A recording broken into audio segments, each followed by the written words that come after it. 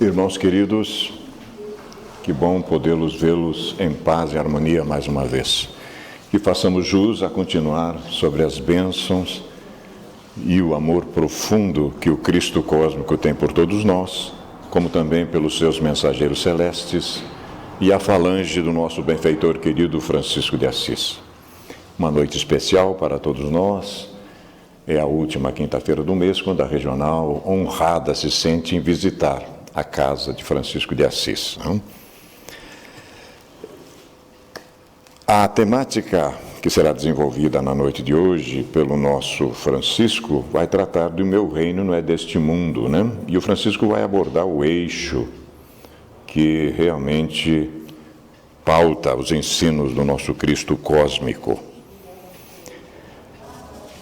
O nosso Francisco de Paula Medeiros Ribas, nesta existência, reencarnou lá no Rio Grande do Sul, como muitos de nós, obviamente, né? Em 1960, vinculou-se à doutrina espírita em 2005. A sociedade que ele está mais afeta é a Sociedade Espírita Paz, Amor e Luz, como nós também, e ele é um tarefeiro denodado da sociedade. Além das exposições que faz na nossa sociedade, ele também pertence ao quadro da regional. O nosso Francisco é eletrotécnico aposentado, transferiu-se para a reserva remunerada, né? Como ele vai abordar essa temática do meu reino não é deste mundo, nós geralmente fazemos aos nossos expositores uma pequena provocação no bom sentido, para que depois ele amplie esses conceitos para nós. Francisco vai nos conduzir numa coisa muito séria, quando se trabalha fundamentalmente as lições propostas por Jesus, para que mudemos de hábito enquanto é tempo, obviamente, né? João Moutinho, companheiro muito querido nosso, ele costuma ver o Evangelho assim no sentido mais profundo. Geralmente ele extrai a essência das parábolas, desses textos, e no livro Notícias do Reino, são 4 obras que ele já publicou pela nossa Federação Espírita Brasileira. O capítulo 46 trata exatamente dessas questões, a conquista do reino, né?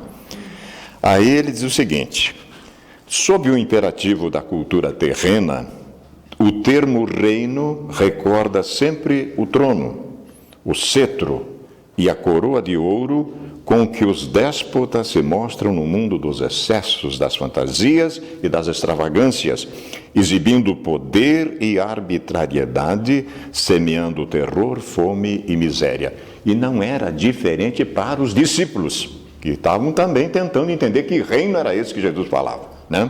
Porque a ideia era tirar simplesmente o romano de circulação e colocar quem? O povo hebreu. Era essa a ideia. A gente esperava um Messias que fosse fazer. Aí chega alguém completamente distinto. Lamentavelmente, diz o Moutinho, ao reinado do Cristo ainda são atribuídas fantasias que acometem o despótico reinado terreno, demonstrada nos suntuosos templos e nas coroas e joias de que se revestem os santos consagrados pela igreja convencional, esquecendo que o príncipe de Deus, elegendo a manjedoura por berço, não tinha uma pedra para reclinar a cabeça. Mas não é um contrassenso? Não é um contrassenso? De grande valia recordar por isso a mensagem de Samuel aos Hebreus, Antigo Testamento, que ele pede a nomeação de um rei. Vejam, pediam já, naquele tempo, a nomeação de um rei.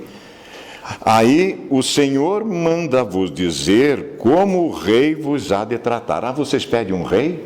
Então o Senhor manda dizer como o rei vos há de tratar. Isso aqui é uma metáfora que hoje, com a chave que o Espiritismo tem, nós abrimos isso aqui, né? Tomará vossos filhos para a sua cavalaria,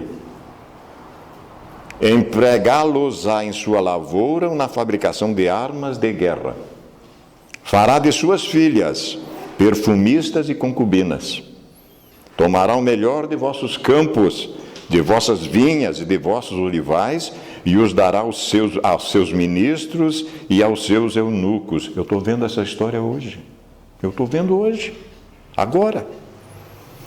irreverentemente tomará vossos melhores rebanhos, vossos jumentos, e vós mesmos sereis seus escravos. Dá para entender isso agora ou não? Já é possível para aqueles que têm ouvido de ouvir e olhos de ver. Sem dúvida, meus queridos, é por esse caminho que o nosso querido Francisco de Paula Medeiros Ribas vai nos conduzir a partir de agora, traçando dessas questões de um reino bem diferente daquele que nós pensávamos. Francisco, fique à vontade. Então, boa noite a todos. Com muita alegria que a gente vem pela primeira vez aqui na casa de Francisco, e eu, como Francisco, já estou me sentindo em casa, né? Uma satisfação também abordar o Evangelho segundo o Espiritismo, que esse ano está completando 150 anos, né? Foi, inclusive, tema da Conferência Espírita, realizada no mês passado em Pinhais, né? E eu sou sou muito apaixonado pelo Evangelho. Eu acho que não tem dia que eu não abro o Evangelho por alguma razão, né? Para estudar e tal. Então, o Evangelho é o meu livro de cabeceira. Lá na conferência, se falou bastante do Evangelho, inclusive quem viu o cartaz da conferência, verificou que era o Evangelho, aberto no centro. E aí o Haroldo Dutra Dias fez um comentário, que agora não era por acaso, né? Vocês já repararam que na metade do Evangelho, qual é o tema da metade do Evangelho? Tem pessoas que fazem o Evangelho no lar e tal, e eles abrem na sorte, né, para ver o que dá no tema. E geralmente todo mundo comenta que o assunto que cai coincide com aquele que estava precisando, né? Dificilmente não. E no centro do Evangelho é exatamente o capítulo 15. Fora da caridade não há salvação, que é o lema do Espiritismo, né? E ele comentou, foi comentado bastante lá, sobre como que era feito no início o Evangelho, né? Como que foi feito, os livros em geral, como é que eram elaborados, né? Como era em pergaminho, não foi por coincidência, né? Que esse capítulo ficou no meio, que ficou o coração do Evangelho. Todo ele era... Você começava a escrever aqui, no meio, no centro, acabou ficando esse grande tema, né? Mas, enfim, isso é só uma curiosidadezinha inicial. O tema, eu gosto também de fazer o seguinte, sobre o Evangelho em si. A gente fala em Evangelho, e muitas vezes a pessoa não sabe o que é o Evangelho em si, né? A palavra Evangelho quer dizer o quê? É grande notícia, né? Boa notícia, a boa nova. A boa nova. Mas, no fundo, até faço uma pergunta para vocês. Qual é a grande notícia que nós temos no Evangelho? Alguém poderia... Tem várias, mas tem uma grande notícia aqui no Evangelho. Nada mais é do que a imortalidade. Alguns falam da alma, né? Mas como eu não acredito na imortalidade de nada, na verdade, né? Eu já falo só imortalidade, não precisa ser da alma. Isso implica... Olha que grande notícia, né? Somos imortais. Não tem coisa melhor na vida da gente, a gente saber que a vida continua. Então essa é a grande mensagem do Evangelho, a boa nova, né? Ainda sobre o Evangelho, antes de a gente entrar no tema, o Evangelho foi dividido em 5 partes, né? Que nós podemos contar: os atos comuns da vida do Cristo, as profecias, né, os milagres, as palavras. E nas palavras, elas foram tomadas para a formação dos dogmas, né, da igreja, né? Justamente as palavras. Era aquela coisa do literal, do que estava escrito com palavras, o pessoal pegou dali e dali tirou, sendo palavras, né, e que foram traduzidas, tal, ali eles encontraram a grande condenação, né? Para a formação dos dogmas, e dogmas é aquele que a gente não discute, né? Que não se discute. E aí também vai para um campo que não... E o quinto e mais importante, o ensino moral. Esse sim, esse não se discute, né?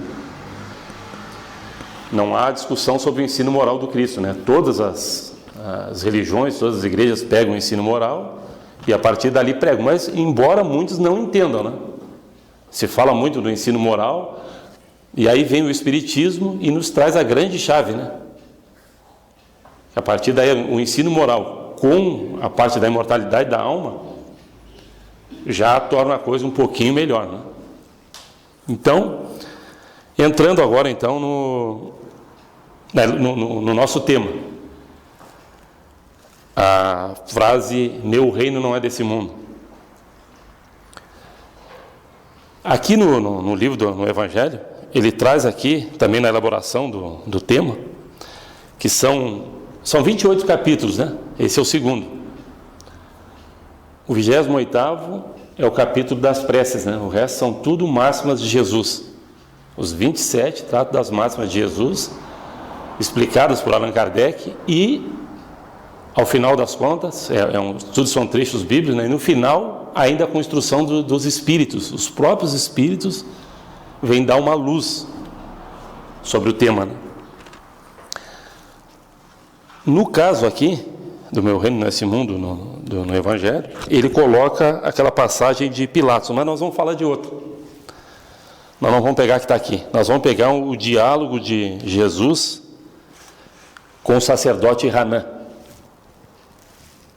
Que o princípio é o mesmo, vai nos levar ao mesmo local.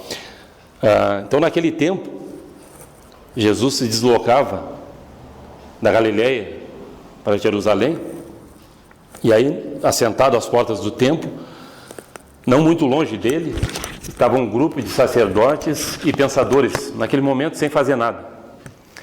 Um deles, de nome Hanan, impressionado com a figura imponente de Jesus, se dirige até ele e pergunta, né? "O que fazes por aqui, Galileu?" Jesus responde: "Passo por aqui para a fundação do reino de Deus." Aí o sacerdote replica para ele, né? "Reino? Que pensas ser isso?" E Jesus responde: "O reino de Deus é obra divina no coração do homem." Aí o sacerdote ficou mais impressionado ainda, né, com aquela pergunta, e pergunta para ele: "Galileu, já vistes uma estátua perfeita ser modelada com fragmentos de lama?" E Jesus responde para ele: nem o mais puro mármore é mais importante do que o sentimento, e nem o mais superior do cinzel é aquela coisa que se faz para modelar, né? Alguma coisa, né? É superior ao da boa vontade. Aí, ainda continuando o diálogo, o sacerdote pergunta para ele, entra numa outra situação de perguntar a Jesus: "Mas com quem contas para esse empreendimento tão grandioso, né? Terás a colaboração de algum príncipe, de alguém muito importante?" E Jesus responde para eles que meus colaboradores virão de todas as partes. Nisso, o sacerdote larga uma gargalhada, né? Os tolos e os ignorantes estão espalhados por todas as partes. Mas, acaso conheces? Ele quis falar das grandes nações da época, né? Conheces Atenas e Roma? E Jesus responde serenamente: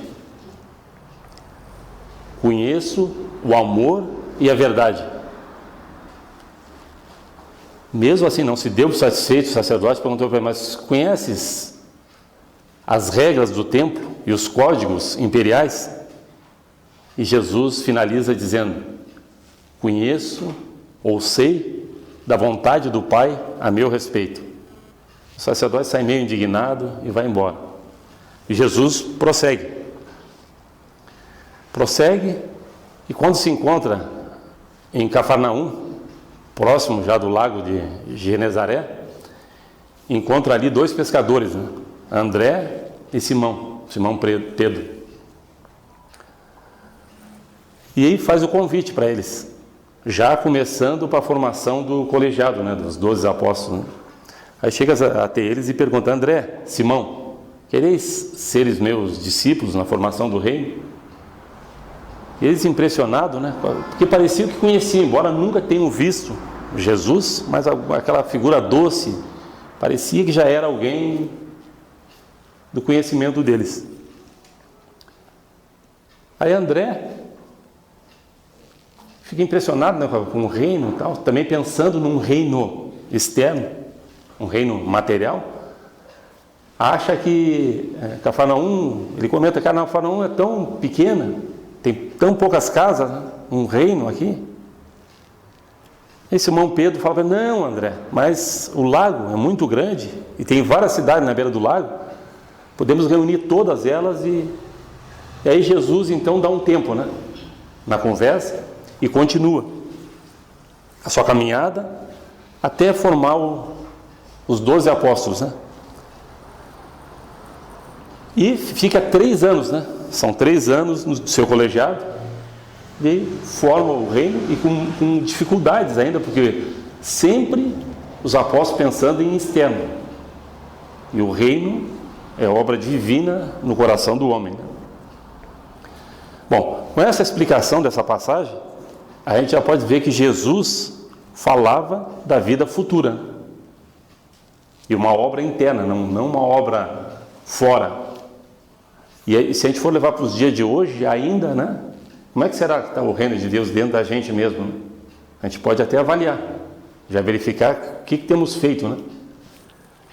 A gente se pega muito na coisa externa ainda, né? E se a gente for analisar, esse aqui é o 2º capítulo, mas todos os capítulos do Evangelho se referem a esse grande princípio. Todos eles. Por isso que eu falei no início, que a gente, quando abre o Evangelho, qualquer parte, a gente sempre encontra alguma coisa, né? Todo capítulo, dificilmente tem algum capítulo que a gente diz: nossa, mas estava precisando dessa mensagem. Tem bastante gente que faz isso no Evangelho do Lar e tal. Não, vamos abrir aqui e tal. Eu até, quando faço no lar, a gente faz metodicamente, para não perder, né? Porque se você começar a abrir ele, a Deus dará, perigo pegar às vezes sempre no mesmo, né? Então eu faço assim, mas vejam que todos eles, os 27 capítulos, eles vão chegar nesse grande princípio. Então, nós chegamos à conclusão que essa deve ser a grande meta, né? Mas a gente ainda se preocupa muito com a outra parte, né? Tem aquela outra passagem que diz, né? Buscai antes as coisas do meu reino e o restante lhe será acrescentado, né? Se a gente for de novo fazer uma análise, está bem diferente, né? Parece que está bem ao contrário, né, do que nós estamos fazendo, né? A gente reserva pouco tempo, né, ainda. Eu falo até mais por mim, né? Vocês eu acho que deve ser diferente. Mas enfim.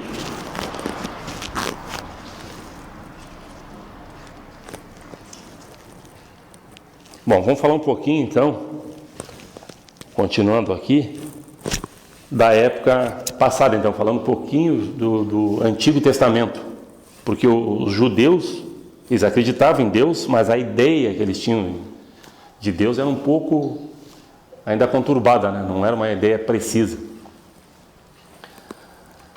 De sorte que Moisés, que é a nossa primeira grande revelação, quando conduz o povo lá para a Terra Prometida, ele não podia falar mais do que aquilo. Dessa maneira de olho por olho, né? A lei de Italião, não tinha como ele falar coisa diferente. E Moisés, se a gente for analisar, ele cumpriu com a sua tarefa, né?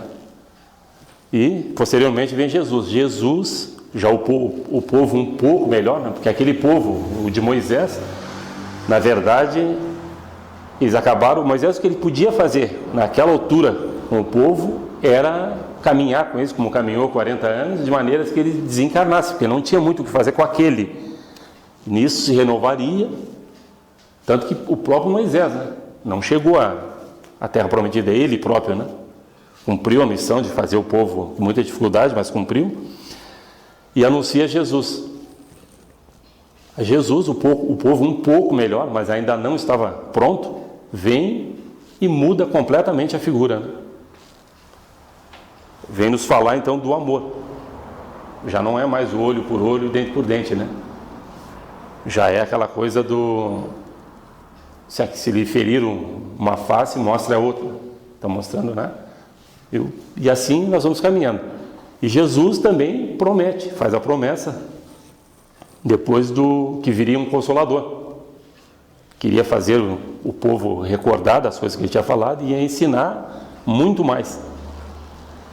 Alguns ainda estão aguardando esse Consolador, né? Não compreenderam a mensagem, mas aqui com o Evangelho, segundo o Espiritismo, nós temos essa condição de enxergar que está aqui dentro. Não era mais um personagem, e sim os próprios Espíritos, né? Com a ajuda dos médios que vêm nos trazer a mensagem do Consolador, é o próprio Espiritismo, né? Que nos chega com essa mensagem maravilhosa, né? Também reforçando a ideia de que a vida continua. Não há jeito, né? Eu sempre tenho essa coisa comigo de que não há maneira da gente se aniquilar. A gente vai ter que se virar. Aí cada um sabe o que faz, né? O que a gente quer ser, mas não há possibilidade. Entendendo ou não, nós nunca vamos se livrar da gente mesmo. Aí, mas cada um sabe o que carrega dentro de si, né? Seus valores, as suas crenças, né? Bom, na continuação, nós vamos falar de uma outra parte que é o ponto de vista. O ponto de vista. O que seria o ponto de vista, né? Está no próprio nome. A vista de um ponto. E como nós somos praticamente cegos, né? Imagina então o que é o ponto de vista, né? Cada um tem o seu. Não há como, com os valores que a gente tem, é o que a gente pode enxergar e não há como a gente medir isso, né? E nem dizer se está certo ou errado, né, de cada um, né? São valores que a pessoa adquire. E a gente olhando a vida, pensando assim nas pessoas que acreditam na vida só pela vida, uma vida única, então, que é a do berço ao túmulo, fica complicado mesmo, né? E aí a gente vai entender por que a maioria das pessoas ainda anda batendo cabeça, né? Se você pensar, é desesperador você pensar na vida única, né? E aí você joga todas as tuas fichas aqui. Embora eu fique pensando, quem pensa assim, também, mesmo que a pessoa diga que aproveitou a vida,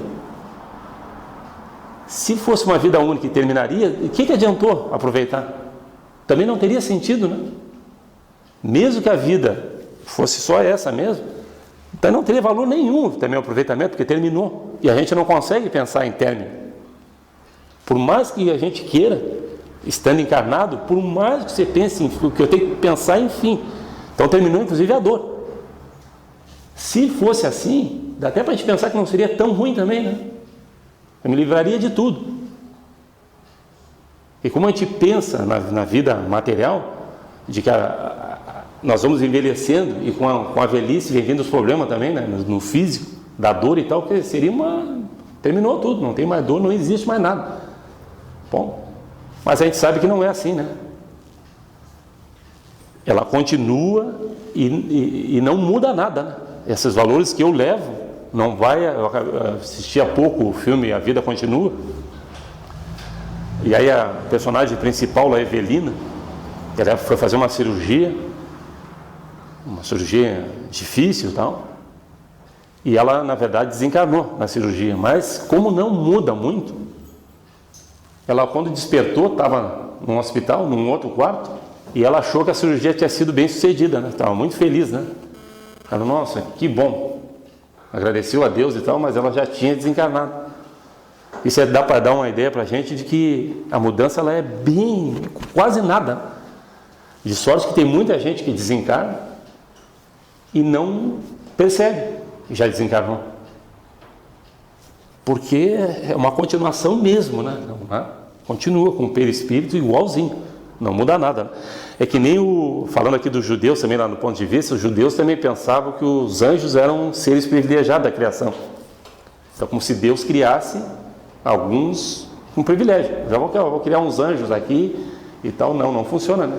Nós também seremos anjos. Eles não conseguiam entender isso, mas nós temos toda essa condição. Pelo nosso próprio esforço, um dia chegaremos lá também, com toda certeza, né? Agora, aquele que coloca a vida pelo ponto de vista espiritual, aí a coisa muda de figura, né? É uma consequência muito grande, né, na nossa moralidade, né, na nossa vida, né? Tudo adquire uma outra dinâmica. Vamos pensar, inclusive, na própria morte, né? Que até não falo muito morte mesmo, né? E no meio espírita a gente sempre fala em desencarnar, ou passamento, né? A gente, não sei se a maioria, mas eu, por exemplo, vim da igreja católica, né? Minha mãe e meu pai são bem católicos, né? Cheguei a fazer a primeira comunhão e tudo. E eu me lembro da infância do pessoal falar bastante, a morte era terrível. Aliás, como ainda é hoje, se a gente pegar hoje um jornal, e pegar lá no obituário, nós vamos encontrar uns textos assustadores, né?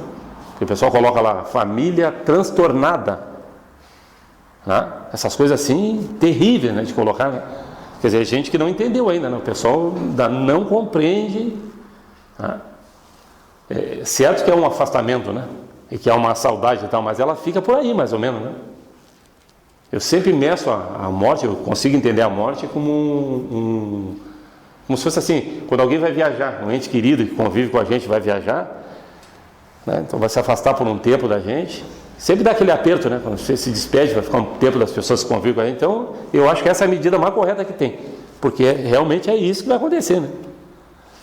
Mas, então eu lembro bastante também do que foi ensinado na infância, que a gente tinha que, por exemplo, morreu alguém da família lá, não.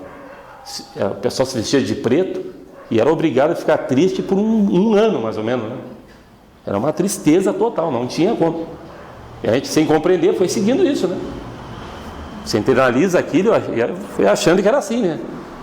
E sem entender o que era. Não, é isso aí, morreu, desapareceu da minha frente, não existe mais e encerrou. Então o caminho era o final. Morreu, terminou. Até lembro bastante que o pessoal falava naquele tempo tinha um negócio do ano 2000. O mundo não chegaria a 2000. E eu calculava, achava que, bom, vou morrer cedo, hein? Calculava o tempo de chegar a 2000, né? Tinha esse mito, né? Adeus mundo, não chegarás a 2000. Eu digo, meu Deus, tão pouco, né? E agora a gente sabe que não tem isso. Então, é bom a gente trabalhar com a ideia de prosseguimento, né? O espírita não tem muito esse problema, porque a gente já tem essa ideia um pouco melhor, mas a gente tem que entender que é prosseguimento, não há. É como se fosse assim, na verdade, em vez de eu pensar que a porta por nada, na verdade é a libertação, né? E isso, eu acho que o exemplo da prisão, ele é um exemplo válido mesmo, né? Porque na verdade nós estamos presos, né? Nós estamos presos aqui e tal, e vamos ser libertos. Agora, tudo também vai depender da minha vida, né? De como que eu levo a vida. Também não vai acontecer nada de tão grandioso se eu não vier trabalhando isso dentro de mim, né? Não vai acontecer, como foi falado anteriormente.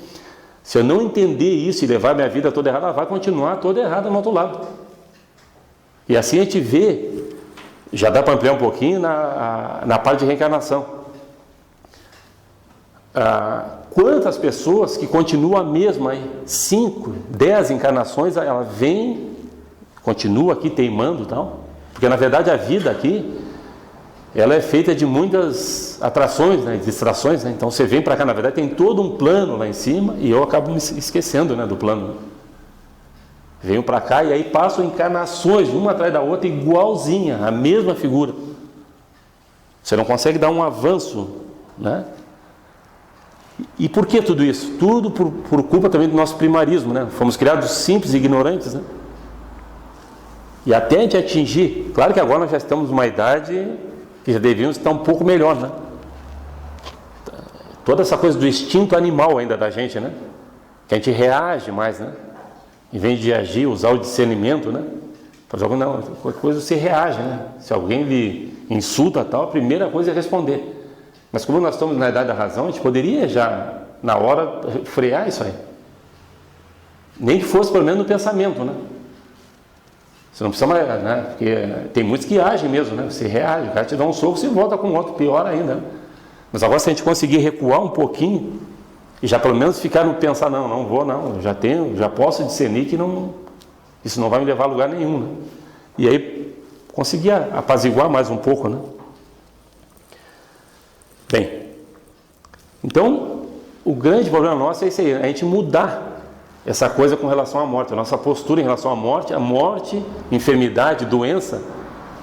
Se a gente conseguisse trocar isso, de não entender mais como desgraças, né? Que elas não são, na verdade, não foi nos ensinado e a gente carregou isso, mas está na hora de tirar isso, porque não são, na verdade são bênçãos, né? São graças, né? Olha só que coisa, né? Claro que vai ser difícil me acontecer alguma coisa, entre aspas, ruim, e eu sair alegre, né? Ou até agradecer, mas deveríamos agradecer. Chega a ser até irônico, né? Mas a gente deveria agradecer. A enfermidade, a doença, tal, são bênçãos, né? É como se fosse assim, eu estou me livrando de alguns débitos, né? Aquilo veio para mim porque precisava. Mas não são desgraças. Esse dia nós estávamos comentando no grupo de estudo lá na CEPAL, de que quando a gente fala isso da proposta, por exemplo, de reforma íntima, as pessoas logo se assustam muito, né? Nossa, mas é agora, né? Porque você vai ter que se livrar de vários vícios.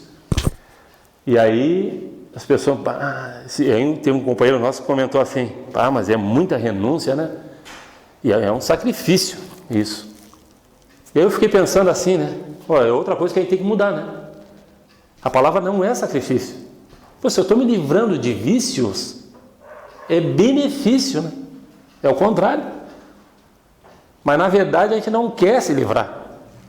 Esse é o grande. Então eu já coloco um sacrifício, mas muita renúncia, isso aí é melhor, então eu continuar, mas não vai ter jeito, né? Nós vamos voltar naquele mesmo ponto. Encarna, volta no mesmo ponto e eu vou deixando para lá, perdendo esse tempo precioso, né? De eu me melhorar e tal, mas a gente continua com essa teimosia infantil, digamos assim, né? E já estamos na idade da razão, que agora eu já tenho consciência do que eu estou fazendo. E tem até uma música, né? Uma música, acho que faz alguns tempos já que tomo, mas é que ela tem uma parte assim que dá para exemplificar isso. Não lembro de quem que era, mas ela fala: analisando essa cadeia hereditária, quero me livrar dessa situação precária. Porque é mais ou menos isso, né? É uma roda que a gente está no mesmo ponto e que é possível sair dela. Mas a gente não sai. Nós estamos, encarnação, mesma coisa, vem a mesma figura. Eu venho lá, faço planejamento lá em cima, volto para cá para fazer, chego aqui, eu paro nas atrações do mundo. Me encanto com as luzes, com a vida que está normal, sendo que eu sei que ela passa, né? A gente sabe que passa, mas não é uma coisa que, né? Está na hora da gente, de uma vez por todas, despertar, né?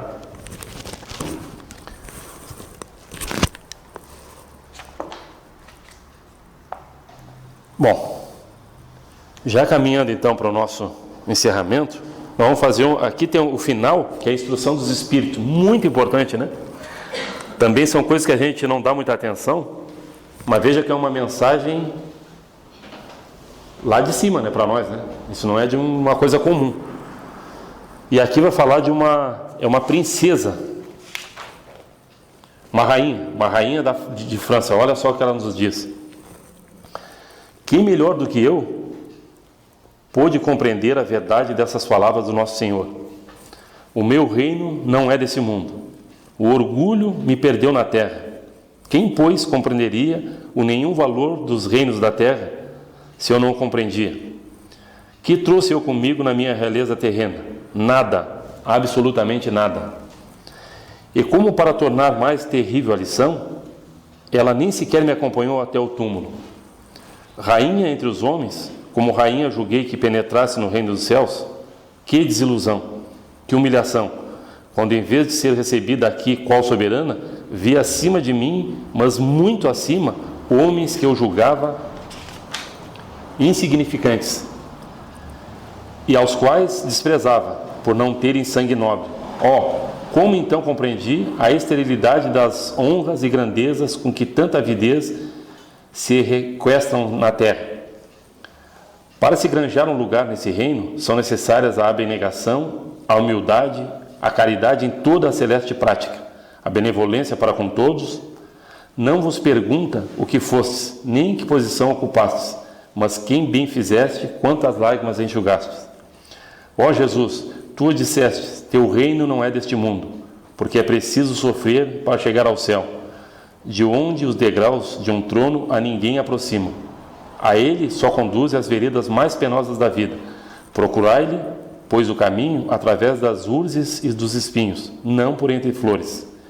Correm os homens por alcançar os bens terrestres, como se houvessem de guardar para sempre. Aqui, porém, todas as ilusões se somem. Cedo se apercebem eles de que apenas apanharam uma sombra e desprezaram os únicos bens reais e duradouros, os únicos que lhes aproveitam na morada celeste, os únicos que lhes pode facultar acesso a essa. Compadecei-vos dos que não ganharam o reino dos céus, ajudai-os com as vossas preces, porquanto a prece aproxima do Altíssimo homem, é o traço de união entre o céu e a terra, não o esqueçais. Então, importante que a gente lembre que é uma mensagem do reino, né? De um espírito como a gente. Um dia poderemos também colaborar com alguma publicação dando uma mensagem dessas também. E aqui também, importante ressaltar que isso acontece muito, né? As pessoas importantes aqui desencarnam e chegam lá e vão encontrar aqueles que aqui eram menores numa posição bem mais confortável, digamos assim, né? No filme Nosso Lar tem um exemplo desses, né? Do André Luiz, né?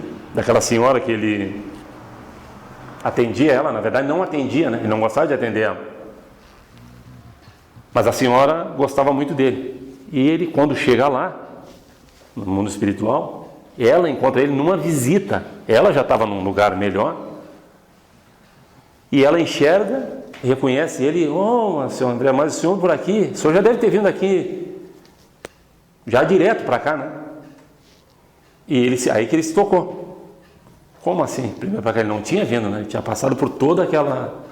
E daí foram olhar depois lá tal. Ela era uma das que orava por ele. Mesmo ele atendendo mal. Olha que coisa bacana, né? Ele nem atendia ela. Quando ela estava lá, ele não... já está essa senhora chata e tal. Não queria atender, mas ela conservava ainda. Então ficam algumas lições aí para nós, né? Eu vou fazer uma leitura também aqui de uma mensagem fraterna de Alta de Souza, muito bonita também, com um conteúdo maravilhoso. Meu irmão, tuas preces mais singelas são ouvidas no espaço ilimitado, mas sei que às vezes choras consternado ao silêncio da força que interpelas. Volta o teu templo interno abandonado, a mais alta de todas as capelas. Ouve o teu coração em cada prece. Deus responde em ti mesmo e te esclarece, com a força eterna da consolação. Compreenderás a dor que te domina, sob a linguagem pura e peregrina, da voz de Deus em luz de redenção. Então, com essa mensagem, a gente encerra a nossa exposição de hoje. O pessoal pediu para que a gente faça também a prece final. Então, convido a todos que nos unamos em pensamento para a nossa prece.